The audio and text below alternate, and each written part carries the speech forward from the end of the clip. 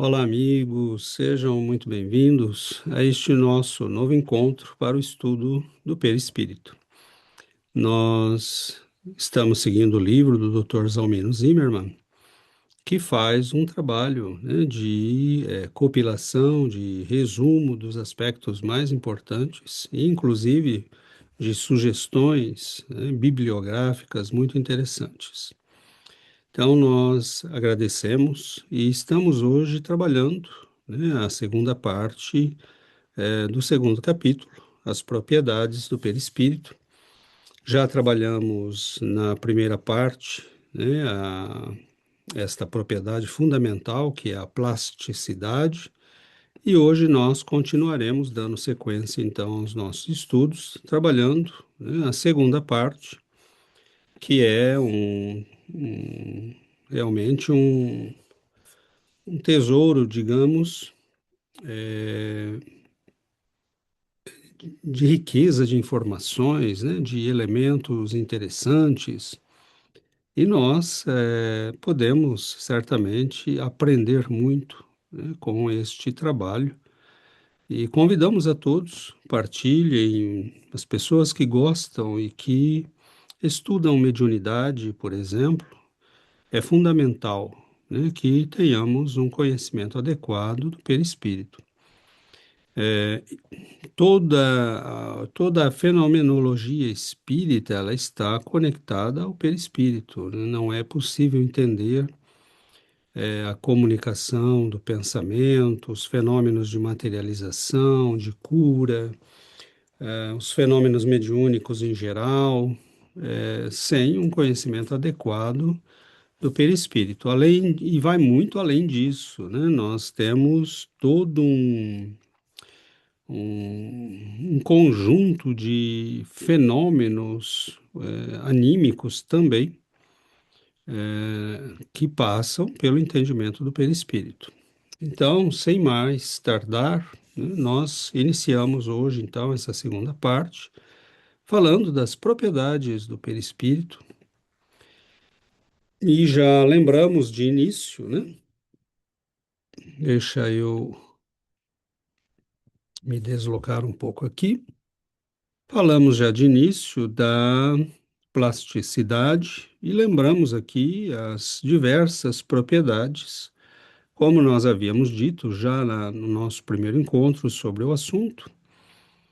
Nós resumiremos algumas, de modo a não ter, que passar, um tempo muito longo, pois algumas são realmente mais definições do que propriamente longos estudos, como odor e temperatura. Nós não podemos dizer que temos muita coisa sobre isso, né? No entanto, há outros aspectos que são extremamente importantes e que precisam ser tratados, de maneira mais adequada. Nós falaremos então, hoje já vamos começando, com a ponderabilidade. Ponderabilidade é simplesmente um nome científico, para aquilo que pode ser pesado, né? Então, é uma característica da matéria. E lembramos que o perispírito é matéria. E lembramos que toda a matéria vem do fluido cósmico universal, mas que há diferentes graus de, digamos, união, né? Ou de compactação, digamos assim, desse fluido cósmico universal. Por exemplo, os fenômenos eletromagnéticos, Kardec questionou os espíritos, né? E eles disseram, não, isso também é material, é uma variedade dos fenômenos, ligados à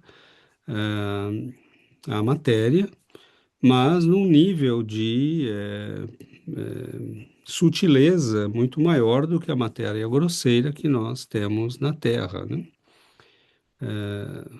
no sentido da matéria que tocamos todos os dias. Nós já não vemos e nem tocamos as ondas eletromagnéticas, por exemplo. Ver, até vemos, aquelas que estão na faixa de 300 a 700 nanômetros, Nós podemos ver as cores e tudo mais, mas a maioria das ondas eletromagnéticas nós não vemos, não sentimos, em geral, né? Sentimos, por exemplo, os ultravioletas que vêm do Sol, por exemplo, né? Podem queimar nossa pele. Elas têm um efeito sobre nós, claramente, né? As ondas gama, por exemplo, são extremamente perigosas, mas nós percebemos depois que elas agiram sobre nós, quase sempre nem percebemos quando estamos, né, sendo afetados por isso.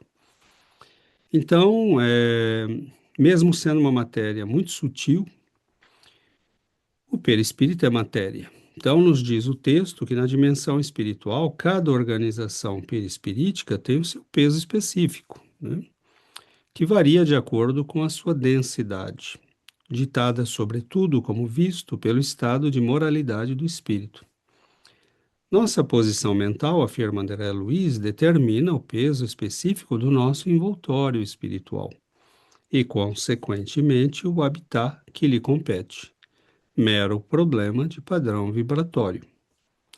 Anota Emmanuel que o perispírito obedece a leis de gravidade, no plano a que se afina, significando que, embora possa parecer fisicamente imponderável, porque não é matéria densa, não deixa de apresentar um certo peso, variável em cada região ou esfera, visto que, de qualquer forma, sendo matéria, ainda que tênue, submete-se aos princípios gravitacionais imperantes no meio em que se situa e no qual se nutre. Entende-se, então, como espírito desencarnado, entende-se, então, como o espírito desencarnado pode sentir-se chumbado aos pântanos de psiquismo degenerado que marcam as dimensões trevosas ou naturalmente atraído para níveis superiores condizentes com sua condição mental, a dizer, condição moral. Então vejamos que isto explica uma série de fenômenos que nós percebemos nas descrições espirituais. O fato de que tenhamos cidades, de que haja regiões no plano espiritual, né, que realmente, literalmente, chumbam esses espíritos em verdadeiros abismos. A, a situação, né, moral desses espíritos dá-lhes uma vibração mental e uma frequência espiritual, digamos assim, de muita baixa, né, frequência. E isto acaba configurando, né, porque nós já vimos que a mente estrutura o perispírito. E as ondas de campo mental, digamos assim, acabam fixando no perispírito a matéria perispiritual que é condizente com o estado mental do espírito. Um estado de inferioridade caracteriza-se por uma matéria mais grosseira.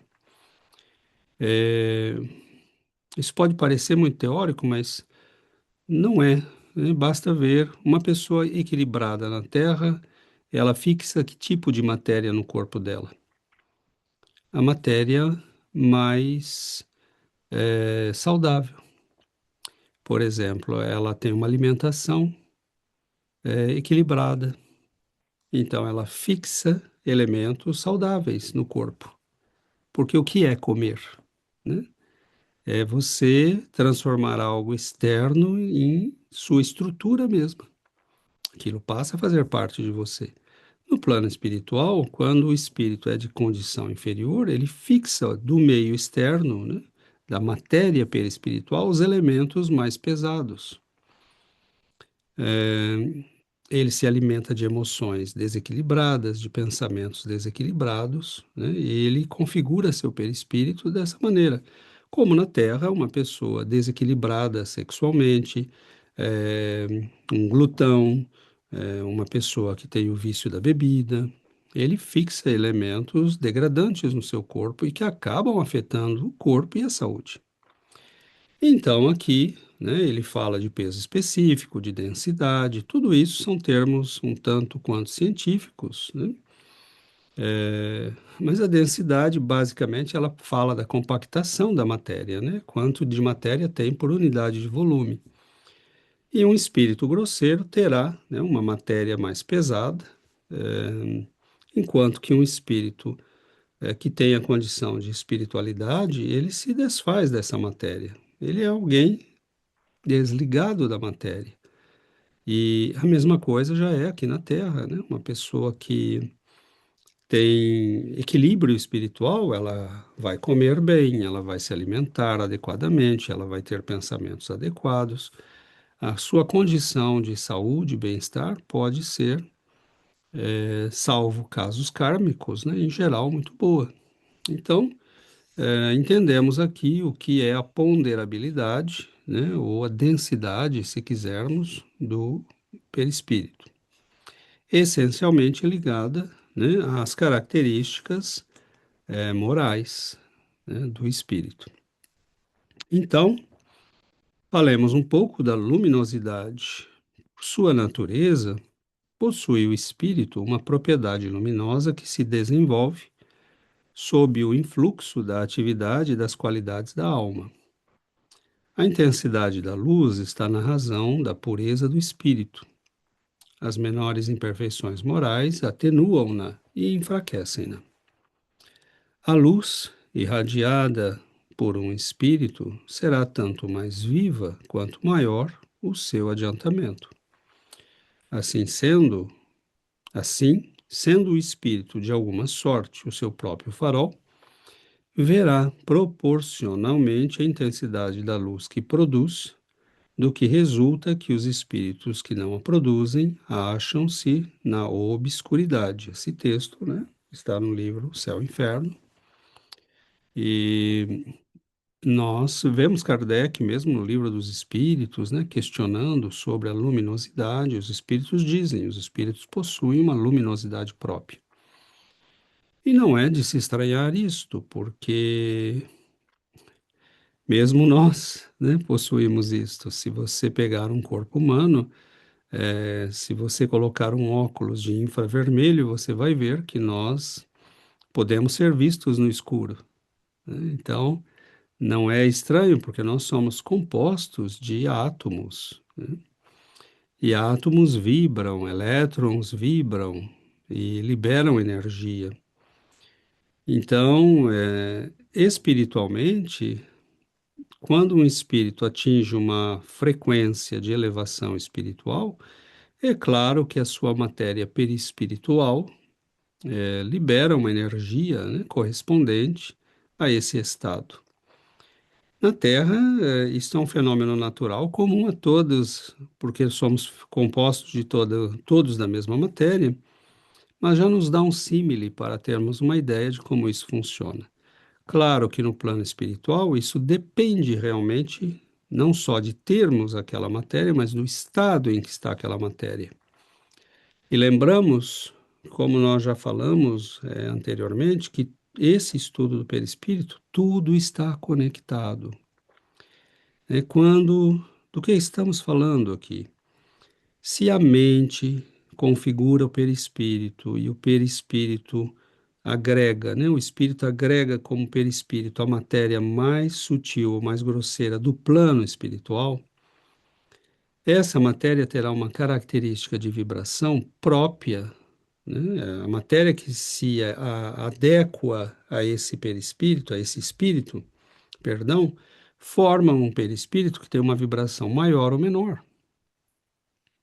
Quanto maior a vibração desse perispírito, maior a capacidade luminosa. Isto pode acontecer, inclusive, nos planos espirituais inferiores, em alguns casos. Por exemplo, nós vemos no julgamento que se passa na Cidade Estranha do livro Libertação, que alguns dos juízes que estavam ali emitiam uma luz laranja agressiva, né, diz André Luiz. Isto, né, nós entraríamos aqui também, né, no conjunto de estudos da aura que virá mais tarde. Mas a luz era laranja, normalmente uma luz associada, né, nas tradições teosóficas, esotéricas, à inteligência, e era agressiva, né, não tinha a qualidade da paz, da... Então, são espíritos que mostram ali uma grande inteligência, como nós já vimos quando falamos de plasticidade. Então, tudo está conectado. É preciso estudar separado e depois ir juntando as coisas. Nós vemos que essa luz, né, indica uma vibração intelectual intensa, mas que carece da luminosidade que vem da bondade, do amor, da elevação verdadeira de espírito, né? Mas luz é produto de vibração, né? Então, o que quer que seja que vibre, né, no espírito de maneira mais intensa, indica luminosidade nessa área. Então, é claro que aqui nós falamos daquela luminosidade que nasce, né, da beleza, da conquista de si mesmo, da elevação, da conquista dos instintos mais baixos, da elevação moral, do espírito que aprendeu, né, o trabalho da caridade, do amor. Então, é a luz da elevação espiritual que caracteriza alguns espíritos que possuem-na naturalmente já, enquanto outros ainda caminham com a obscuridade de um ser humano, né, mesmo estando no plano espiritual. A penetrabilidade é outra propriedade, né, que nós podemos estudar. A natureza etérea do perispírito permite ao espírito, se presentes as necessárias condições mentais, atravessar qualquer barreira física. Matéria nenhuma lhe opõe obstáculo, ele as atravessa todas, como a luz atravessa os corpos transparentes. Anota Kardec.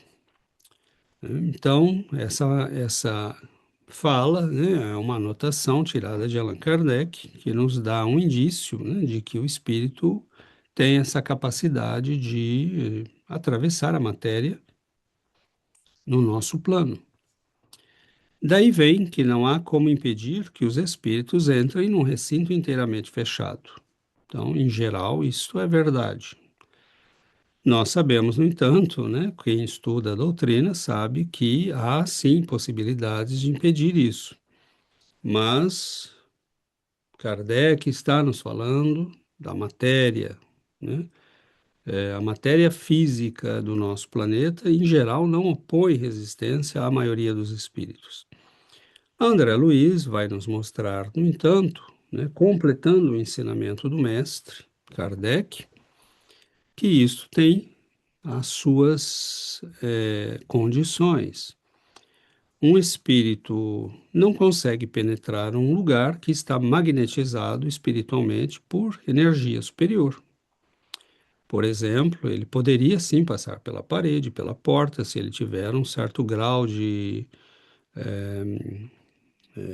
capacidade, né, no plano espiritual, mesmo sendo inferior. Mas se aquele lugar está magnetizado, né, a luz que ali está, né, magnetizando aquela residência, não, ele não vai conseguir entrar, porque aí nós estamos lidando energia com energia, né, não é mais uma questão de matéria física. Então, nós percebemos que há também espíritos, como descreve André Luiz, se não me engano, nos Mensageiros, que andam pelas ruas, tomam ônibus, precisam se deslocar com carros, né, entrar em carros, subir em trens, que precisam que alguém abra a porta para poderem adentrar em um recinto, né? Eles se comportam como humanos, porque eles não têm, estão tão mentalmente condicionados e são tão inferiores, né, tão grosseiros espiritualmente, que eles se sentem humanos, com um corpo, né, um perispírito que é realmente um símile do corpo físico perfeito. Então, nós percebemos, né,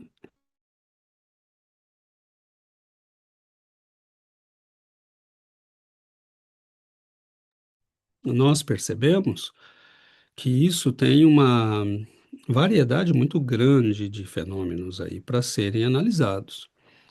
Por exemplo, nós sabemos que não são todos os espíritos, como nós acabamos de dizer, que podem fazer isso, né? Penetrar, passar pela matéria. Alguns simplesmente não conseguem. E nós vemos, né, que essas barreiras são, quando existem, são necessariamente de ordem também energética, né? É como você colocar um campo, né, protetor em volta da sua casa quando você ora, quando você cultiva uma vida interior equilibrada. Então, os espíritos inferiores terão dificuldades, né, para alcançar-nos nestes lugares, que são lugares de prece, de leitura, de música equilibrada. Agora, há residências que são verdadeiros, né, casas de ninguém, né? E como diz o Evangelho, como diz Nosso Senhor, estão são tomados por bandidos, né? Porque estão abertos a todos. Então, nós podemos ter como diz Dona Ivone Pereira, relatando alguns casos, né? Nós podemos ter casas que são verdadeiras mansões e verdadeiros palácios, em que, né, o sujeito miserável e o bandido vulgar não entrariam, não entram na condição de espírito encarnado, mas que entram facilmente quando estão desencarnados. Inclusive, alguns se valem disso, né?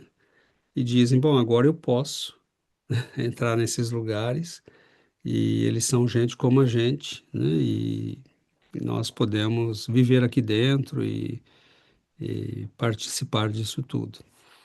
Então, nós temos toda essa dimensão de realidade que nos é revelada pela doutrina espírita, né?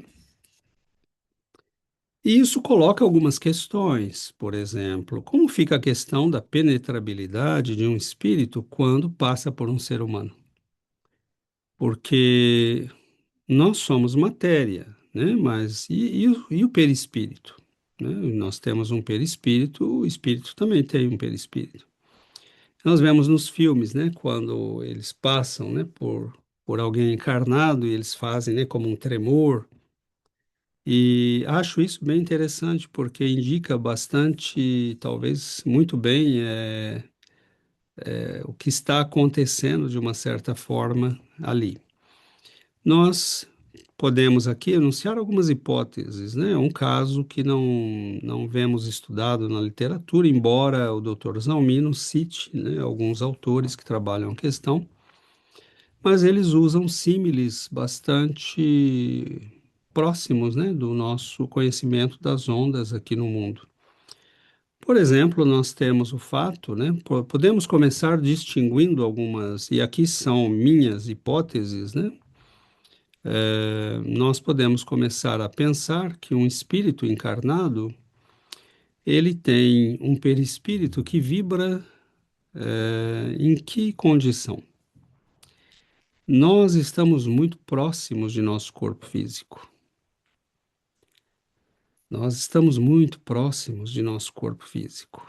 Então, o perispírito, ele estrutura o corpo físico, ele mantém o corpo físico, ele controla a renovação do corpo físico, mas ele também, em geral, né, nós nos acreditamos nosso corpo. E tanto que temos medo da morte, temos medo, né? Os espíritos que se desprendem à noite, que têm consciência, que visitam o mundo espiritual, esses já perderam o medo da morte há muito tempo. Eles podem ter medo de como vão morrer, mas não de morrer, porque sabem que a vida continua, né? Os que têm uma mediunidade ostensiva, igualmente, os que viveram o fenômeno da morte, os fenômenos de quase morte, eles também possuem, né, um grau de consciência dessa questão diferente. Mas o que nós podemos pensar é que estamos muito próximos, né, muito apegados ao nosso corpo físico. E quem determina a vibração de quem? quase sempre o nosso perispírito está vibrando muito próximo, né, da realidade física. Quando o espírito nos atravessa, é como duas ondas de luz, né, que se cruzam no espaço, podem ter uma certa sofrer um rápido fenômeno, né, de interferência, como nós vemos na física, que pode ser somativa, né, ou que se neutraliza, mas que não tem necessariamente duas ondas são independentes, né? Então, dois seres em frequências diferentes são independentes e podemos estender este raciocínio das coisas da física terrena, provavelmente para as coisas espirituais. Provavelmente nos faltam elementos de conhecimento para sermos mais precisos a respeito, mas já nos dá uma ideia, né? O caso é tratado por alguns autores no sentido de interferência espiritual, né? E não é de se estranhar que seja assim, porque o que é, por exemplo, o fenômeno da incorporação? São perispíritos que se aproximam e interagem num fenômeno de afinidade temporária, né, de junção temporária. E isto nada mais é do que um fenômeno de interferência, né, porque o que são os dois perispíritos, senão matéria sutil em vibração? Quase sempre o médium deve adequar-se, né, para produzir uma boa comunicação. Ele deve baixar sua vibração se recebe um espírito inferior, né, e deixar que ele faça, né, a vibração do seu estado perispiritual e mental para que ele possa dar a comunicação. E quase sempre nós devemos fazer um esforço para aumentar a nossa vibração, para alcançar aquela dos espíritos benfeitores. E o fazemos pela prece, hábitos de vida saudáveis, hábitos mentais saudáveis, né? Tudo isso aumenta a nossa vibração. Então, é uma questão que certamente ficará um pouco em aberto, porque nós podemos fazer ilações, considerações ligadas, né, à questão da física na Terra. Nós sabemos que dois fachos de luz, por exemplo, eles podem se cruzar num certo ponto, viver um fenômeno de interferência momentânea e cada um segue o seu caminho, né? Deve ser muito diferente quando falamos de seres que estão numa dimensão de matéria que é ainda mais sutil do que o eletromagnetismo da Terra. Nós não vemos os campos eletromagnéticos, né? Nós os sentimos e vemos o efeito, né? Os fenômenos de interferência que eles vivem, né? Na famosa experiência, né? Das duas fendas, das ondas e partículas, da física quântica. Nós vemos os fenômenos de interferência, né? E, inclusive, as partículas, né, subatômicas vivem esse fenômeno, né? E aí nós entramos na dualidade onda-partícula. O perispírito deve ser, né, um fenômeno de dualidade onda-partícula muito intenso, porque é uma matéria que está muito além ainda da insutileza do nosso próprio eletromagnetismo. Por isso, nós não vemos o perispírito de ninguém. A nossa sala pode estar cheia de irmãos da vida espiritual e nós não os estamos vendo porque estão numa vibração, né, numa frequência de matéria que é muito diferente da nossa. Então, a mediunidade às vezes nos permite ter acesso momentâneo a isso, mas não é algo habitual, né? Então, deixamos aqui essas reflexões para que nós possamos certamente aprofundá-las numa outra ocasião, mas já damos alguns elementos para a reflexão. A visibilidade é outra característica interessante, né? O perispírito em si é completamente invisível aos olhos físicos, como nós acabamos de dizer. Não é para os espíritos. Os menos adiantados percebem o corpo espiritual de seus pares, captando-lhe o aspecto geral. Lembrem-se, né? Bom, nós vamos falar já já. Já os espíritos superiores podem perscrutar a intimidade perispirítica de desencarnados de menor grau de elevação, bem como a dos encarnados, observando-lhes as desarmonias e as necessidades. Mostram no bem, por exemplo, os trabalhos de esclarecimento espiritual, em que os espíritos responsáveis revelam, por meio dos dialogadores encarnados, a realidade do sofredor conduzido ao entendimento, auscultando o seu perispírito e também as sessões de cura em que os médicos espirituais detectam os sinais patológicos presentes no psicossoma do doente. Então, essa visibilidade, ela tem dois aspectos, né? É aquela que os espíritos possuem a capacidade de ver, porque, lógico, eles estão, como nós possuímos a capacidade de ver outros corpos, né? Porque o outro corpo está na mesma frequência que o nosso.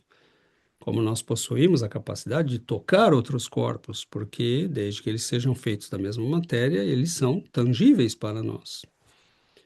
Então, a visibilidade, ela tem esse componente de que os espíritos estão no mundo espiritual, são todos feitos de perispírito, todos possuem perispírito. Mas com um pequeno detalhe, né? Esse perispírito, ele tem configurações plásticas tão grandes que alguns deles podem ser tão grosseiros e limitar tanto as capacidades visuais dos espíritos em questão, que eles não conseguem ver o que é mais sutil do que eles. Então, é por isso que no plano espiritual, André Luiz vive descrevendo, né, que eles entraram numa peça de uma casa qualquer, havia ali um grupo de espíritos que não notaram a presença deles, porque eles estão numa vibração tão próxima, né, da terrena, que eles se comportam e veem sua sensibilidade, seus sentidos estão muito conectados à percepção visual como se fosse ainda terrena, né? Então, eles conseguem se mostrar quando querem se mostrar, esses espíritos. E eles conseguem ver detalhes, né, no nosso corpo espiritual, detectar doenças, indicar problemas. É, vemos também nas sessões mediúnicas que muitas vezes os benfeitores nos indicam esses problemas. Nós vemos em André Luiz, quando aquela senhora chega e pede abrigo em nosso lar e eles não permitem a entrada. André Luiz não via, mas a pessoa ao lado dele diz: preste atenção naquelas manchas que ela tem no perispírito. Né? Uma pessoa que operou, né, crimes, mas não se arrependeu desses crimes. Então, nós vemos uma, um aspecto muito interessante, né, da vida espiritual. E é por isso também que nós não escondemos nada, né, dos benfeitores espirituais. Nós podemos enganar as pessoas, mas nós não enganamos, né, os espíritos. E às vezes não enganamos nem mesmo os inferiores, porque se eles quiserem, eles podem ver melhor, né, do que nós somos capazes de esconder.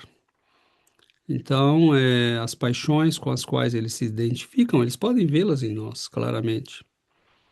E os benfeitores, sem dúvida nenhuma, né? Então, eles nos respeitam, eles respeitam nossa liberdade, mas eles podem ver. Eles podem saber quem somos, o que vibramos, o que cultivamos com regularidade, o que fazemos da nossa vida mental, né? Eles podem ver o que nós somos realmente. Então, visibilidade é capacidade de ver, mas também capacidade de se mostrar e de se fazer ver, né? Então, tem esses vários aspectos do fenômeno. Um espírito superior pode fazer-se visível, mas um espírito inferior não pode, né, esconder quem é, porque ele está chumbado à condição de proximidade com a vida material. Então, imaginemos a quantidade de fenômenos que isso nos permite compreender. E muitas vezes nós temos sonhos, né, com sonhos, ou às vezes temos até impressão de ver, né, de repente na pessoa uma forma, que, que nos assusta ou que nos encanta. Isso tudo porque de repente nós podemos ter acesso, né, à visão perispiritual propriamente. Então, a variedade de fenômenos ligados a isso é muito grande e nós, a doutrina, mais uma vez, nos descortina essa grandeza de entendimento, né? Com o Espiritismo que nós entendemos esses fenômenos todos. Corporeidade. Assim, pode o espírito desencarnado, mais evoluído e invisível para os menos adiantados, aparecer para estes, adensando-se perispiritualmente, ou seja, atraindo elementos mais materiais e corporificando-se de maneira a ser percebido pelos que ainda estagiam em planos evolutivos mais inferiores. E, finalmente, o espírito também tem condições de corporificar-se materialmente, de forma eventual e transitória, diferentemente do que acontece na reencarnação, que não é transitório. É o que ocorre nos processos de materialização, em que o espírito aglutina em seu perispírito os recursos ectoplásmicos disponíveis, assumindo a aparência material, né? Então, aqui neste caso de corporeidade, nós podemos tratá-lo também, né, com o caso de tangibilidade. O perispírito, com o suporte ectoplásmico que lhe dê expressão física, pode tornar-se materialmente tangível, no todo ou em parte, pois, tocando no corpo ectoplásmico, obviamente toca-se no perispírito que o sustenta. Então, este fenômeno, né, da corporeidade, em que alguns espíritos podem adensar-se, atraindo elementos mais materiais da natureza ou dos médiums, né, e corporificar-se de maneira a ser percebido, né, isso é o que ocorre nas materializações, e essas materializações podem ser completas ou parciais, né? Há espíritos que materializam a garganta para falar. Há outros que materializam, né, as mãos, o rosto, isso é muito variado. Mas alguns se materializam, né, como as materializações de Kate King, por exemplo, descritas por William Crookes no livro Fatos Espíritas.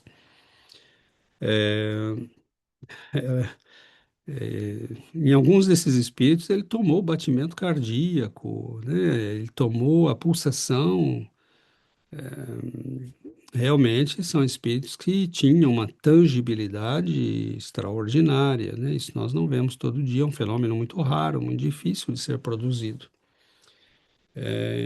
São necessárias condições que implicam um médium adequado, um meio adequado, uma assistência adequada, né? E que incorre também em perigos para o médium. Então, nós percebemos aqui que uma realidade muito claramente possível. E essa tangibilidade, ela pode ir ao caso, né, de espíritos como os agêneres, que Allan Kardec trata também na Revista Espírita, por exemplo, e descreve, inclusive, casos muito bonitos, mas alguns são menos bonitos, né, porque aí vem aquela tradição da Igreja Católica e que nos mostra espíritos que se manifestam mudando a própria forma, porque têm a capacidade de plasticidade desenvolvida, né? São espíritos. Nós vimos que essa capacidade depende de nível intelectual, vontade, né? E então isto, habilidade para trabalhar o fenômeno.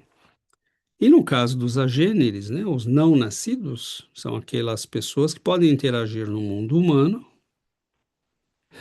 Você pode receber a visita de uma ou encontrar alguém numa situação qualquer, e pode ser um espírito, né, que se materializou, adensou-se ao ponto de ser visto, percebido, poder falar, interagir, com a matéria, mas quase sempre esses são fenômenos que não duram muito, né?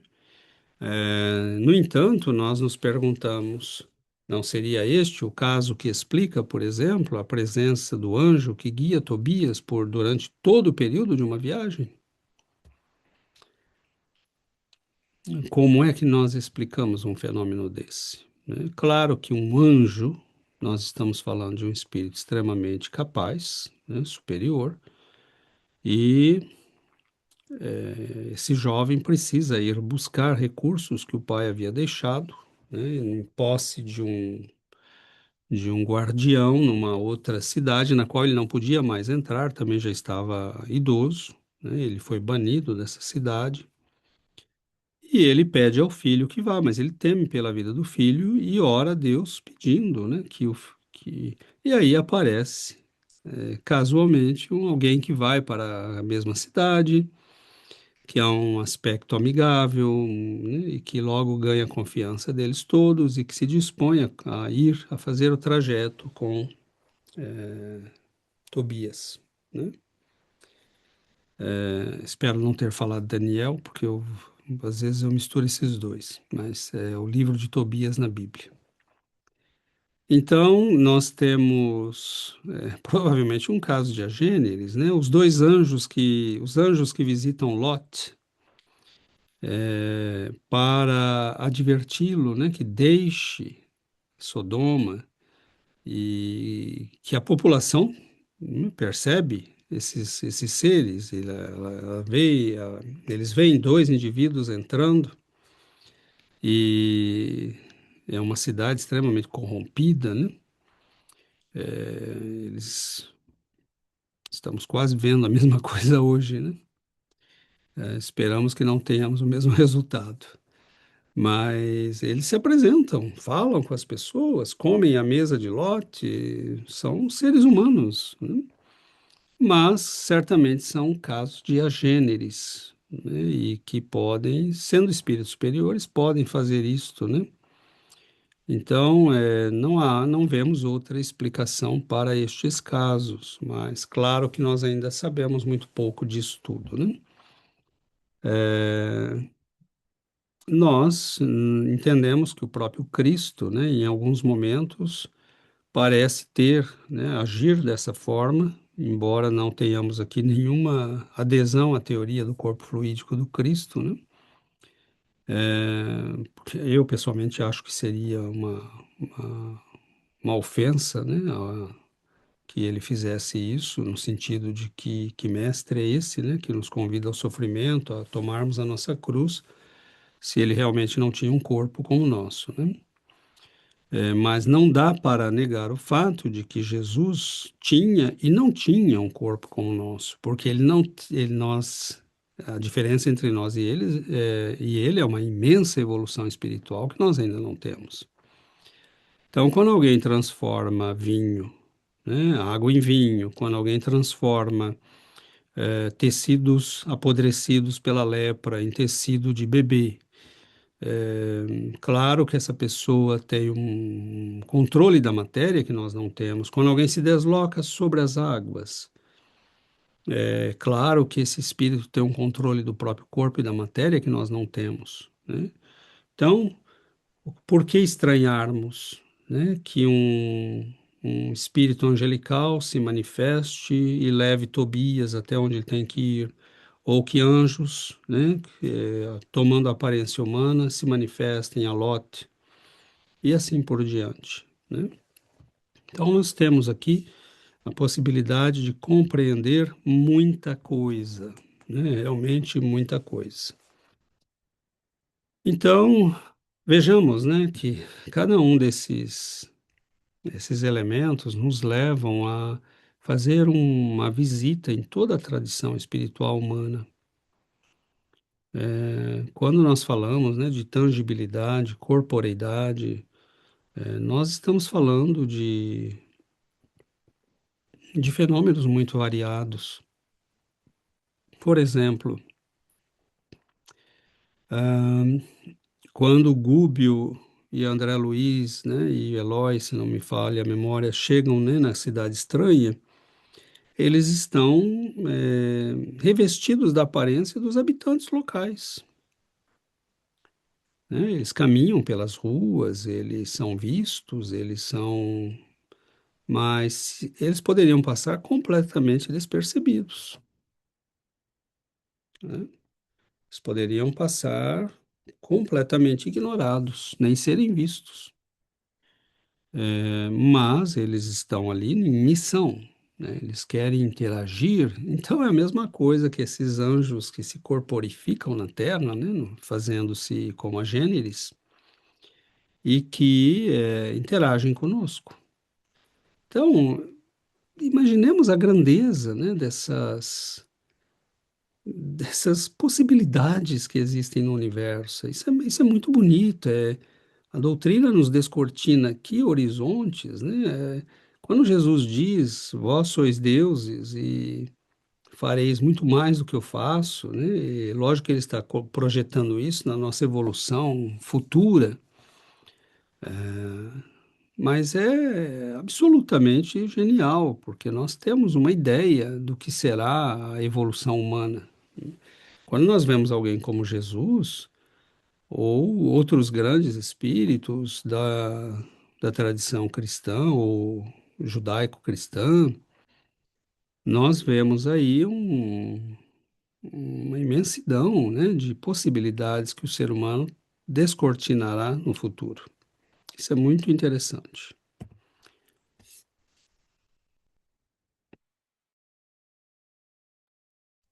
Então, ele nos fala ainda, Dr. Zalmino, da sensibilidade global. Esse é um outro assunto muito interessante.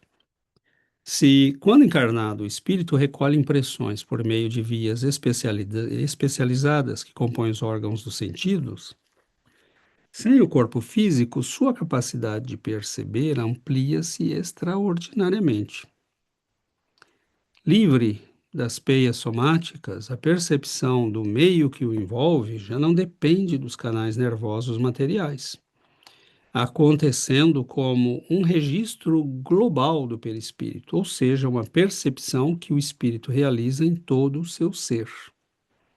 Então, isso é muito interessante, porque nós já vivenciamos isso no quadro da vida terrena. Por exemplo, as pessoas que tiveram casos de morte iminente foram ressuscitados, eles dizem coisas como: eu ouvia pelo pensamento. Né? A pessoa falava, ela estava mexendo a boca, mas eu não estava ouvindo um som, eu estava ouvindo o pensamento dela. Ela, eu via em 360 graus. Eu estava na sala, mas eu via como se toda a sala, eu via tudo. Não há, então, né? Nós vemos com os olhos, então só podemos ver o que está no ângulo de visão dos nossos olhos. Mas é, é como se nós tivéssemos, né, aquela câmera do Google Earth ou do Google do Maps, né, que anda pelas ruas e que tem 360 graus e vai pegando tudo. Ela não tem, na verdade, 360, ela tem 180, né? Então ela vai, mas 360 ela veria até a parte de baixo dela, né? O chão então esses espíritos descrevem uma visão esférica, realmente 360 graus. E eles veem tudo. Então, isso é muito interessante, porque eles, assim como há pessoas que, por exemplo, veem cores nos cheiros, né? Cheiros nas cores. Então, nós temos uma sensibilidade que ela é limitada quando estamos no corpo físico, porque o perispírito, na sua evolução e composição do corpo que precisava para a vida terrena, ele especializou esse corpo utilizando certos canais, né, extremamente geniais e bem elaborados. Quando se estuda a visão, nós vemos, ou A audição, né, o sistema auditivo é algo, uma engenharia genial. Então, a natureza, né, a providência divina nos deu, né, a possibilidade que ela colocou provavelmente em nós um software, né, para irmos fazendo isso, porque é lógico que esse corpo que nós temos é como uma concessão da providência divina. Eu não imagino que nós nos apropriamos dele, seria melhor dizer, do que dizer nós o fizemos evoluir, né?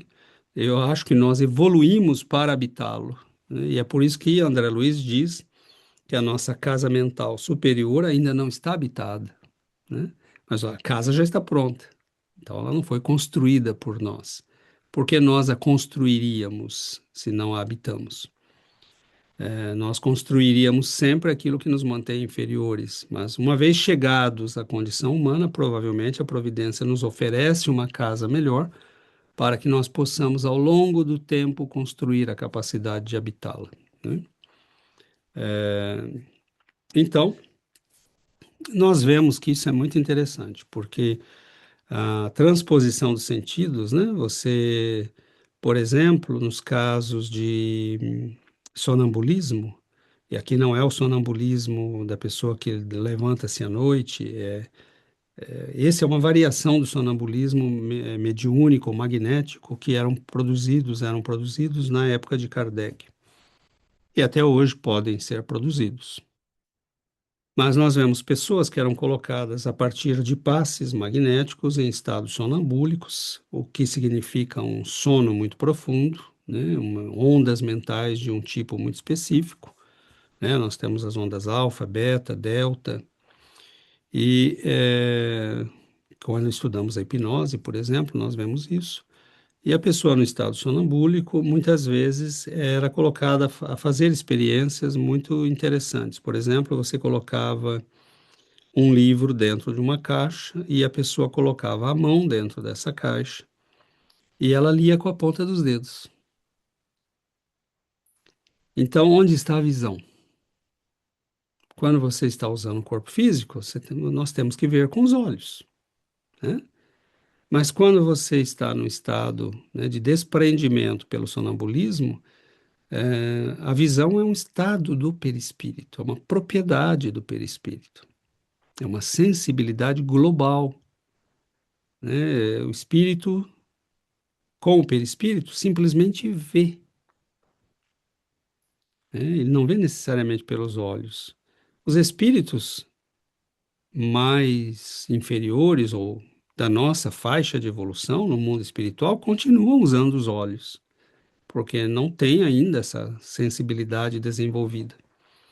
Mas na Terra nós já podemos observá-la em alguns casos, né, como nessas experiências. Então é muito interessante, porque é como se nós deslocássemos, né, a sensibilidade. Por exemplo, uma pessoa pode ver pelos ouvidos,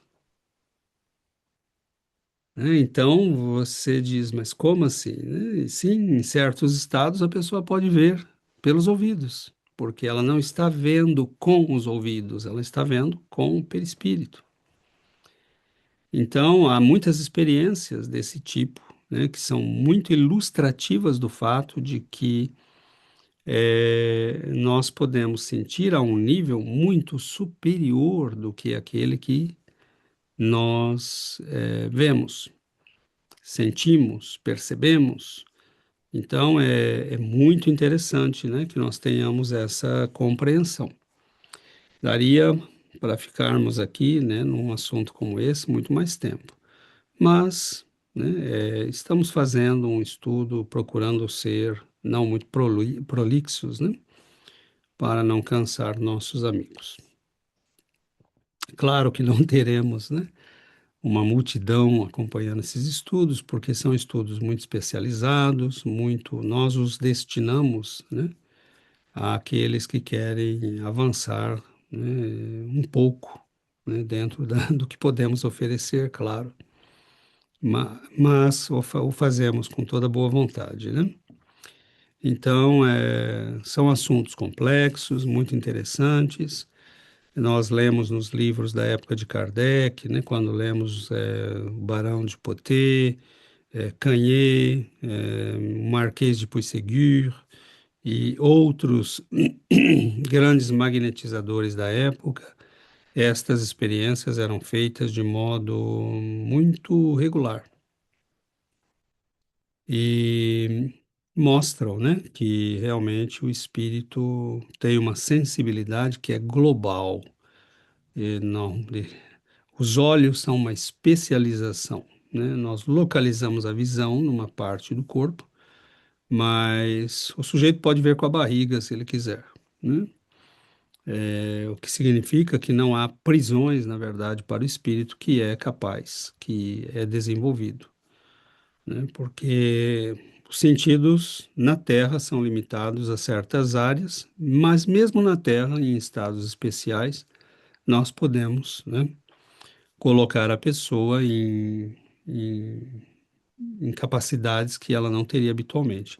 E mesmo o sonâmbulo, né, tradicional, que levanta à noite e tudo mais, ele pode estar de olho aberto, mas não está vendo com os olhos físicos. E pode estar de olhos fechados, né, e continua vendo. E quando eu digo que ele não está vendo com os olhos físicos, é porque ele está vendo com os olhos espirituais. Então a pessoa às vezes faz coisas assustadoras, né? Mas ela não, ela está no controle, porque ela inclusive está vendo muito mais, percebendo muito mais do que estaria no estado de acordado, né? Acordado fisicamente. Então, nós temos também a sensibilidade magnética.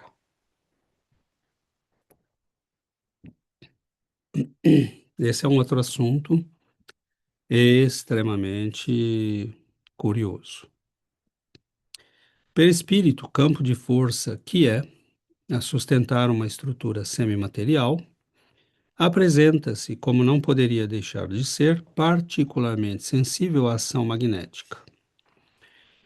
Graças a essa sensibilidade, como demonstrado por pesquisadores de ontem e de hoje, o espírito encarnado tem condições de registrar, por exemplo, até num campo de energia estática, a influência que dele emana, com evidente repercussão na organização somática. Mas é no domínio do magnetismo espiritual, o psicomagnetismo, que essa extraordinária qualidade do psicossoma surge especialmente relevante. Com efeito, devido a ela, torna-se o espírito suscetível às influências da energia ambiental que o envolve, a psicosfera. E é essa propriedade que lhe permite absorver, assimilar e também transmitir a energia espiritual que capta ou recebe. Exemplo precioso é o processo do passe.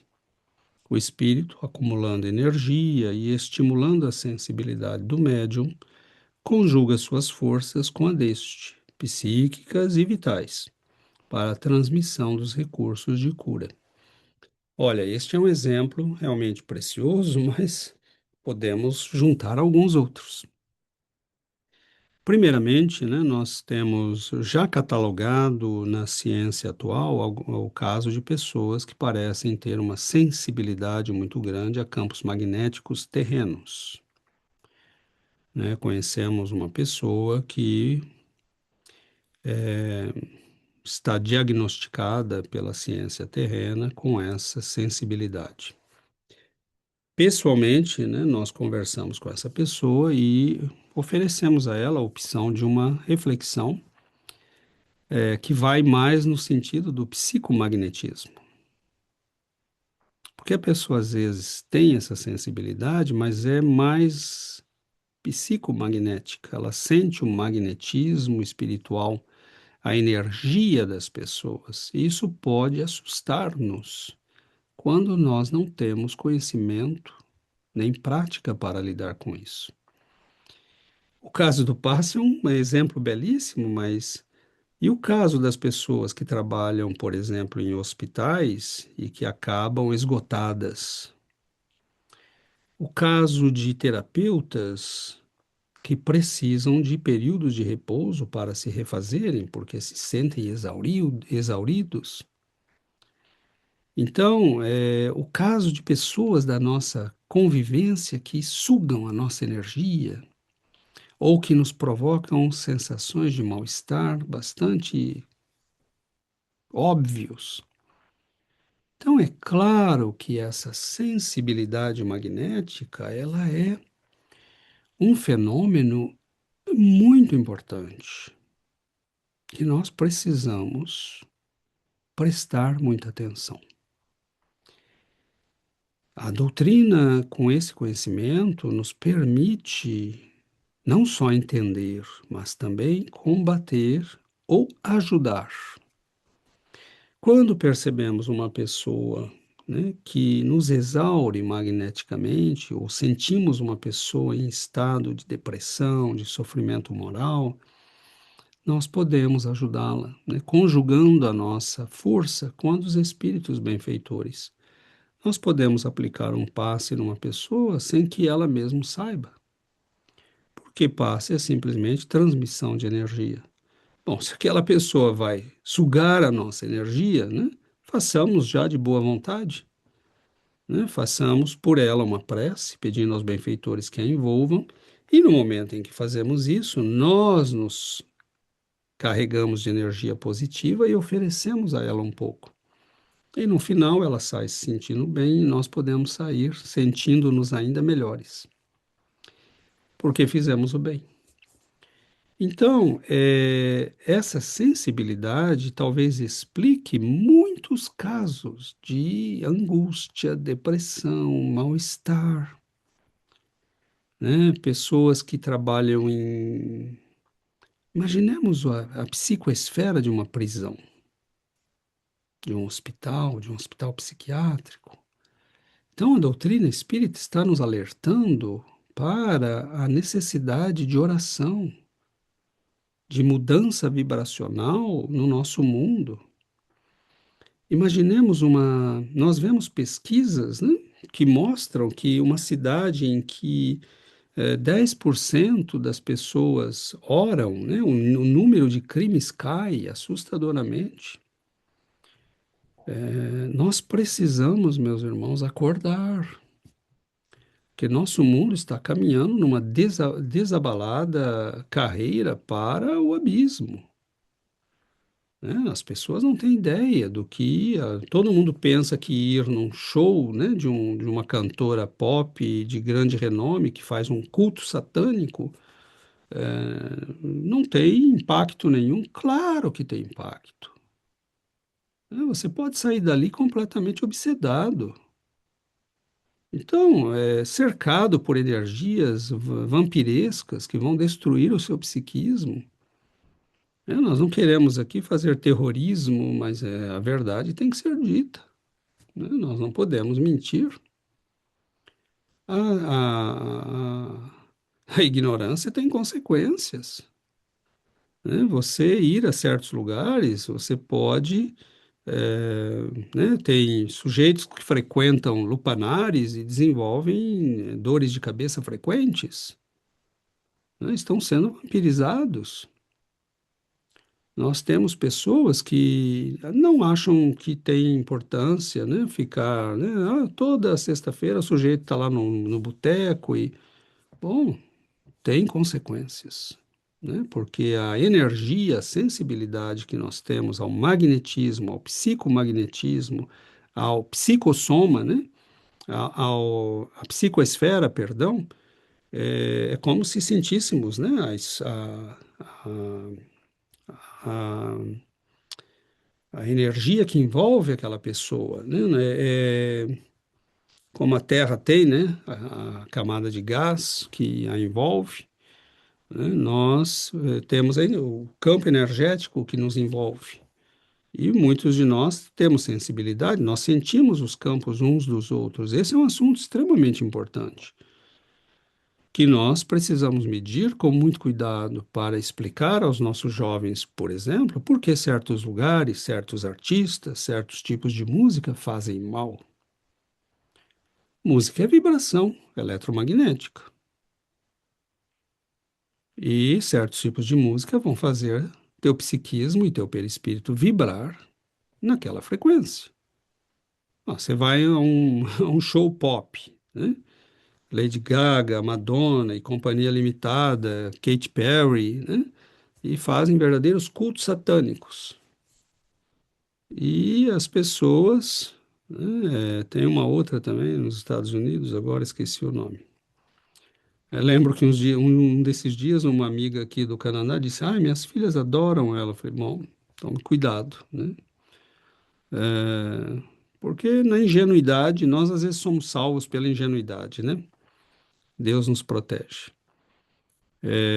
Mas são pessoas que vão instalar vibrações no nosso psiquismo que são deletérias, né? E nós vamos estar naquele lugar sentindo, captando a energia daquele lugar.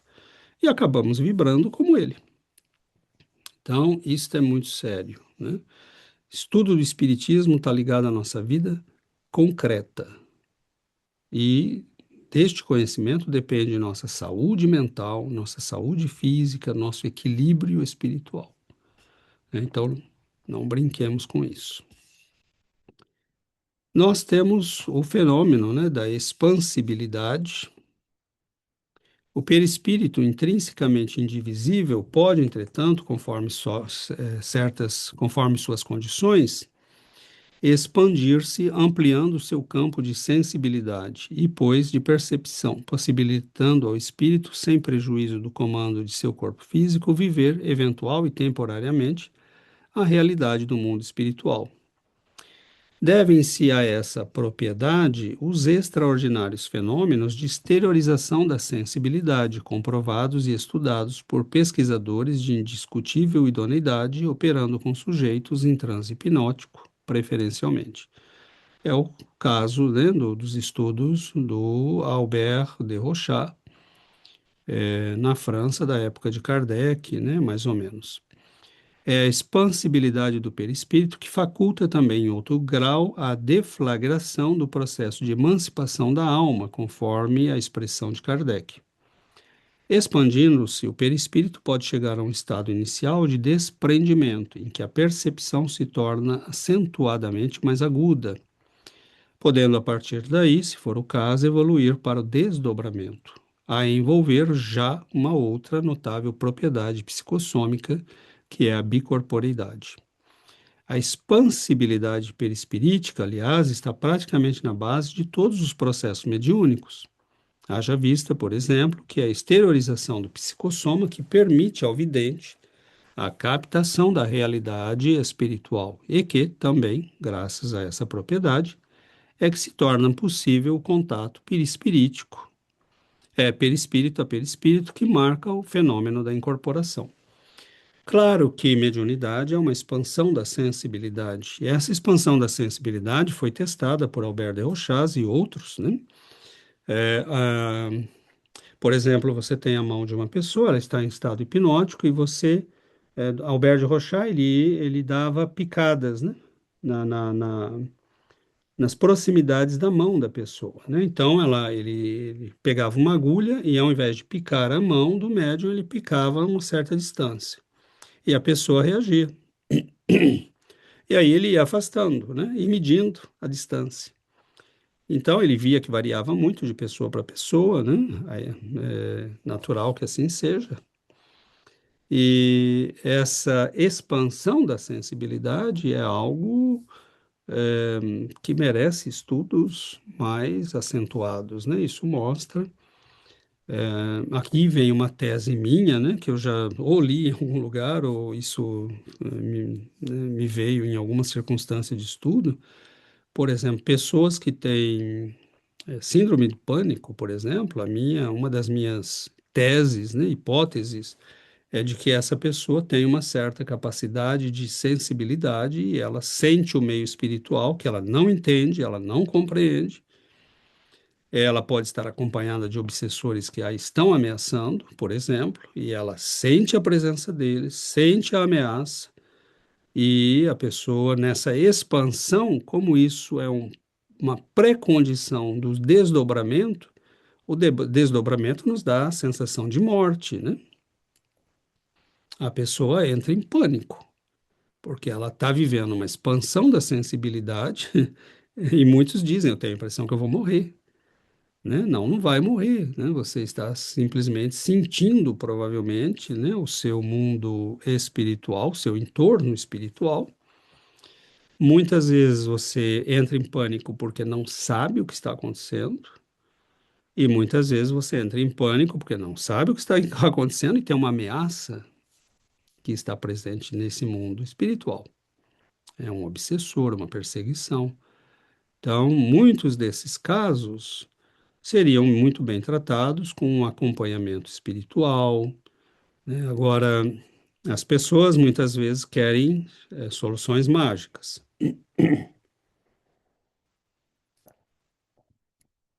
E a doutrina pode nos ajudar de maneira muito rápida, mas depois a pessoa precisa incorporar certas transformações de vida. O passe pode auxiliar essa pessoa, o estudo, a frequência à casa espírita pode equilibrá-la, mas se ela não fizer um processo de reforma íntima, por exemplo, se é um caso de obsessão, esses espíritos vão reaparecer mais cedo ou mais tarde. Então, a doutrina nos dá um atendimento de urgência e nos pede mudanças para que o tratamento possa ser eficaz, né? Senão ele vai ter uma certa durabilidade. A pessoa vem, melhora, vai embora, piora. Então, essa expansibilidade, meus amigos, é realmente um fenômeno extraordinário que merece estudo, né? E é realmente um estudo interessante, né? Isso pode nos dar conhecimento de como nós sentimos que uma pessoa está triste, como nós podemos influenciar os outros, como funcionam certos processos, né, da chamada magia. Existe aqui um universo de possibilidades. Nós damos aqui alguns indícios, né? E sem contar o fato de que isso, né? Por exemplo, se na mediunidade há uma interação perispírito, no dia a dia nós temos essa interação com todo mundo, né? Então é por isso que nós sentimos as pessoas, porque nós sentimos a energia dela. Nós sabemos quando uma pessoa não gosta da gente, quando ela gosta, nós sabemos identificar emoções, né? É, há mesmo livros de psicologia, né, que tentam explicar isto como um processo cerebral no qual o nosso sistema cognitivo rapidamente mede as coisas, né? Mas é claro que sim, né? Nós integramos no nosso sistema cognitivo cerebral a capacidade de analisar as coisas, porque nós o fazemos também na dimensão espiritual. Então, há muito mais em jogo aqui, porque o que é o sistema cognitivo? Bom, ele é formado também pelo perispírito, né? Todo o nosso corpo é formado pelo perispírito. Então, toda essa sensibilidade que nós sentimos no mundo espiritual com o nosso perispírito, nós podemos, lógico, especializar também áreas do nosso cérebro para fazer, né, o desenvolvimento e evoluir para ser capaz de nos dar instrumentos mais aperfeiçoados no futuro, fisicamente falando. Mas é claro que quando Jesus nos diz orai e vigiai, Paulo nos diz orai em todo tempo, nós entendemos, né? Porque nós estamos cercados de energias, cercados de pessoas diferentes, de vibrações diferentes, de espíritos diferentes, desencarnados e encarnados. Então, nós temos que tomar um cuidado muito grande com a questão energética, né? Muito grande mesmo. E isso nos leva ao que ele já citou no texto, né? Que é a bicorporeidade. A bicorporeidade, termo criado por Kardec, que aliás criou vários termos, né? Perispírito é um deles, que se relaciona com o fenômeno de desdobramento. Desdobramento é afastar-se do corpo, né? Deixando o corpo quietinho, né? Particularmente, como define-se particularmente como notável faculdade do perispírito. que possibilita, em condições especiais, o seu desdobramento, fazer-se em dois: corpo físico, corpo espiritual. Sucessivo e, às vezes, quase simultâneo ao estado de desprendimento, o desdobramento, duplicação corpórea e bilocação, como visto, apresenta-se em nosso atual nível de conhecimento como um processo sumamente complexo e ainda de difícil compreensão, sendo de momento já bem significativo sabermos que o perispírito, graças a essa propriedade, pode apresentar-se bicorpóreo, ou seja, com um outro corpo, de forma igual ao do físico, fluídico, com o qual, com maior ou menor densidade, mas suscetível de ser visto e até tocado, como só é acontecer em muitos casos. Nós temos uma conhecida que ela estava estudando numa cidade, né, longe da sua cidade, mais ou menos longe, né? Mas tinha que passar a semana toda nessa cidade onde estudava. E ela estava vivendo um período de adaptação, muito infeliz com a mudança e com não conhecer ninguém, tudo novo, né, muito angustiada.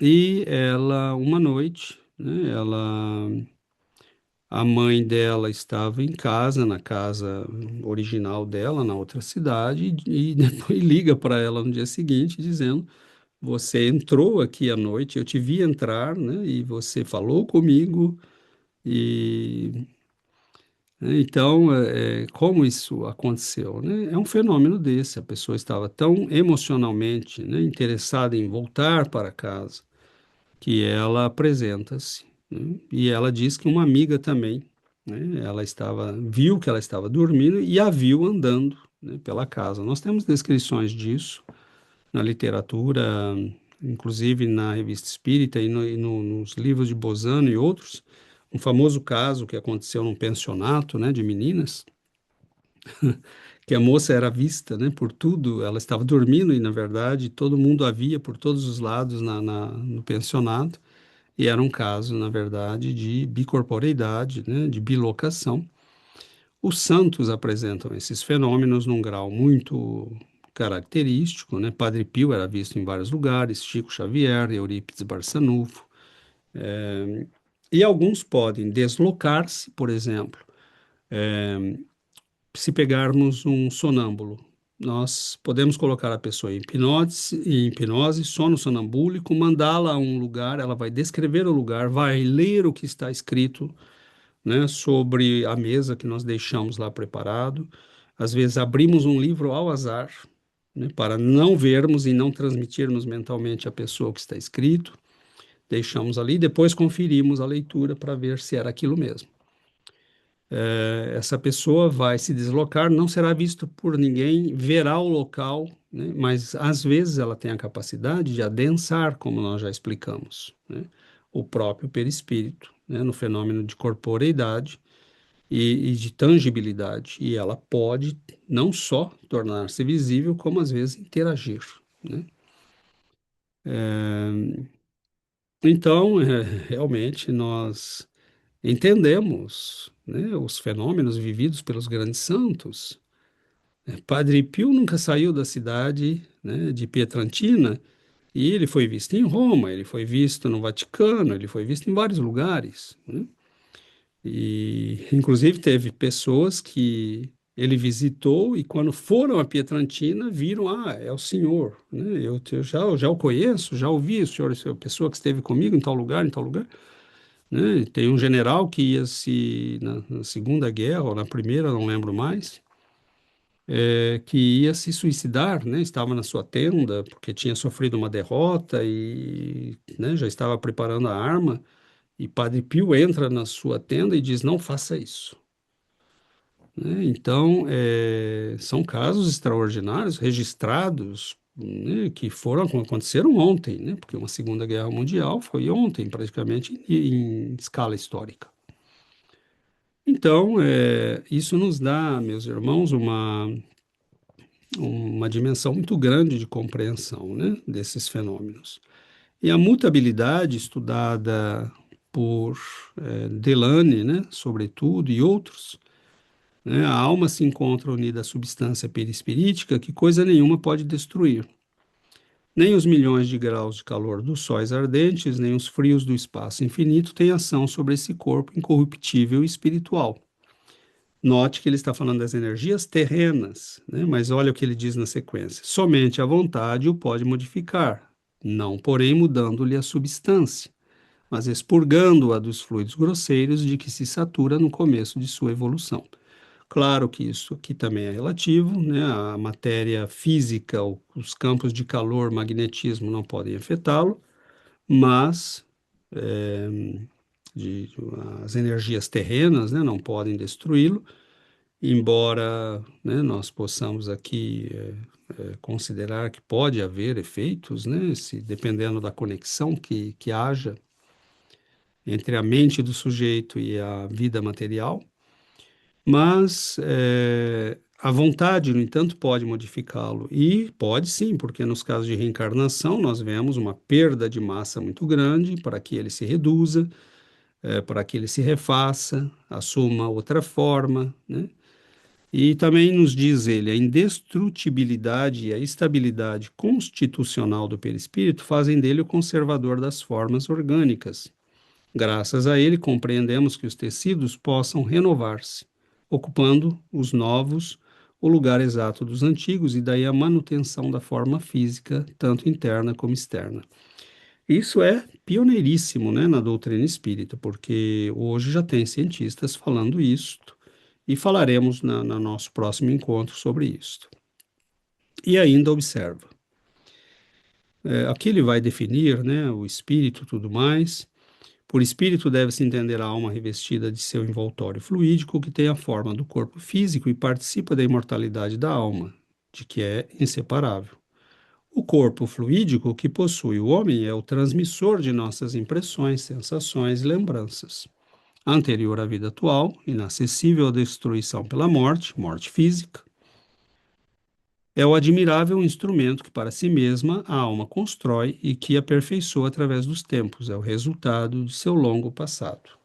Claro que assim é, e o perispírito, no entanto, muda, transforma-se, e em alguns casos, né, podemos dizer, um dia praticamente deixará de existir, porque nós vemos que mesmo nas esferas espirituais, quando André Luiz deixa o seu perispírito e desloca-se provavelmente para visitar sua mãe com o seu corpo mental, né, ou uma parte desse perispírito, né, conectada a esse corpo mental, nós vemos aí, né, a teoria das camadas de cebola, né, que das camadas espirituais, que ainda no plano espiritual serão perdidas num certo momento, e ficaremos com as mais sutis, até o ponto que não tenhamos mais necessidade dessas vestimentas.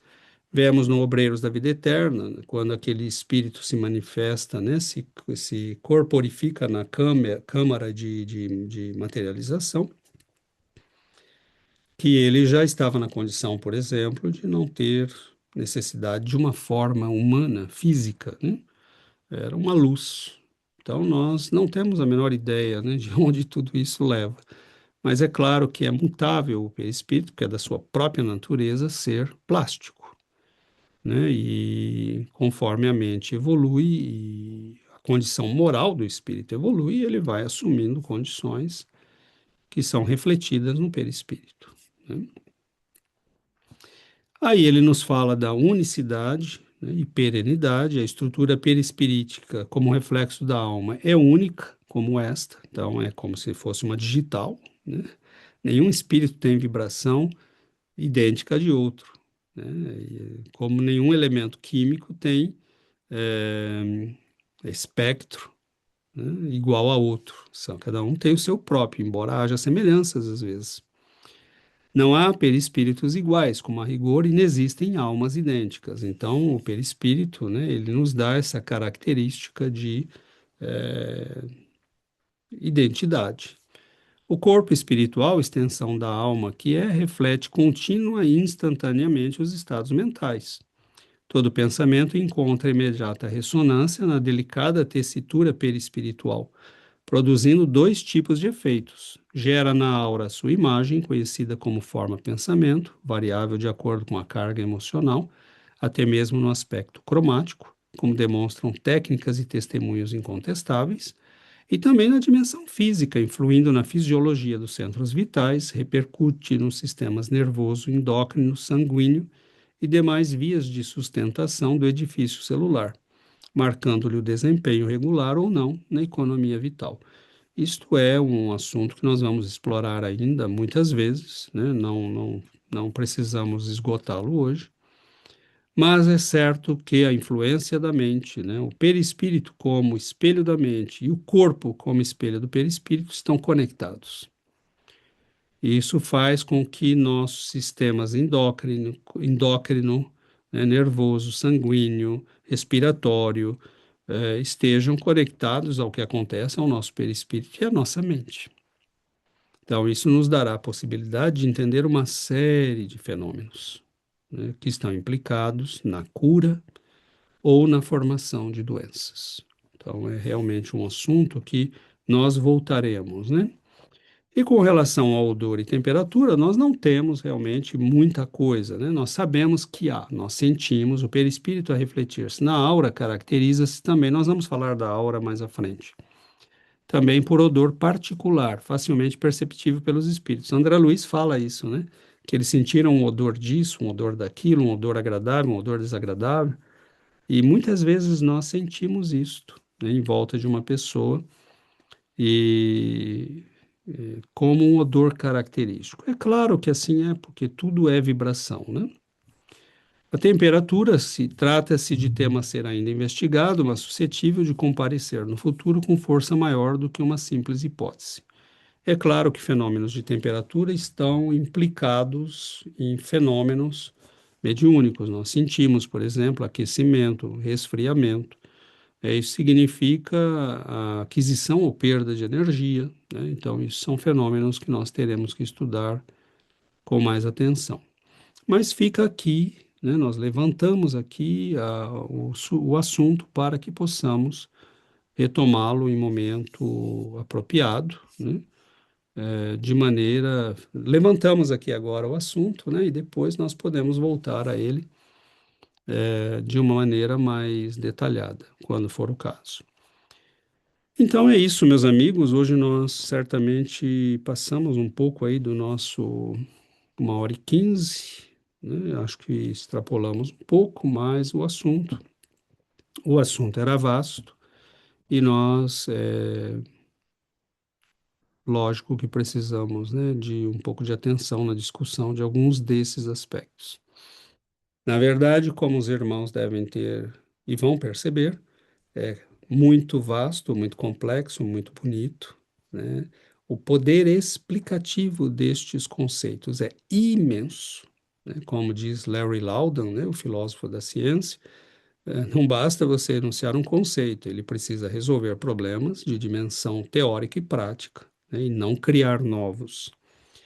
E, por enquanto, nós vemos a doutrina espírita com esse poder extraordinário de explicar, né, a dimensão física e espiritual da vida, as dimensões física e espiritual da vida, de uma maneira muito clara, muito lúcida e muito interessante, que nós estamos apenas começando a explorar.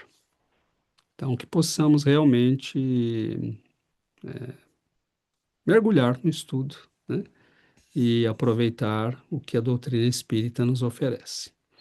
Então, nós agradecemos e nos despedimos de todos, convidando a todos também para que estejamos na próxima semana. Né, vamos iniciar o capítulo 3, e na qual ele fala das funções do perispírito. Né? Provavelmente vamos tratá-lo, né, de uma vez, de uma única vez, mas ainda estamos decidindo isso.